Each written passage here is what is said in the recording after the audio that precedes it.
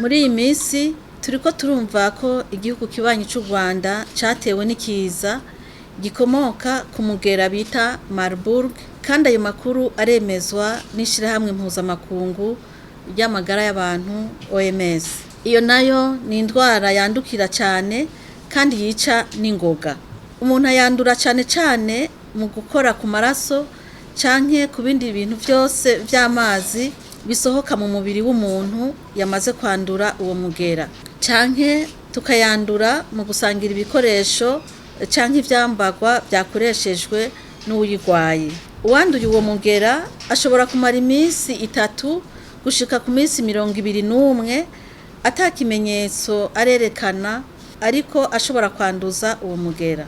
Ibimenyetso biranga iyo ndwara nibi bikurikira: ubushuhe bwinshi, kumeneka umutwe cyane, kudahwa canke gucibwamwo, kuvirirana amaraso mu binyigishi, mu mazuru canke mu bihimba vy'irondoka, kubabara mu mugongo canke umubiri wose, kudahwa n'ibindi.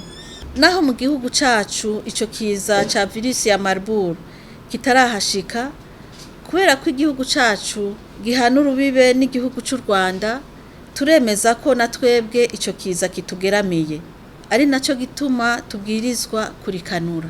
Nico gituma rero duhamagariye abantu bose baba mu Burundi gushira mu ngiro ingingo zo kwikingira no gukingira abandi kugira ngo ico kiza ntikitwinjirane.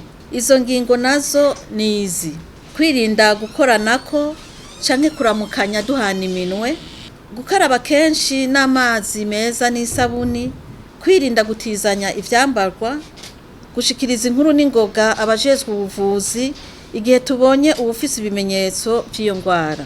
Ni kandi kwitura vyihutirwa ivuriro rikwegereye mu gihe wibonye ko ibimenyetso vy'iyo ngwara. Twagomba kandi dusabe ko ababa mu Burundi bose borema, kuko igihugu cacu kiriko kiritegura bikwiye mu gufata ingingo zose zishoboka kugira ngo ico kiza ntikitwinjirane. Nidushire inguvu hamwe twese mu kwikingira ico kiza.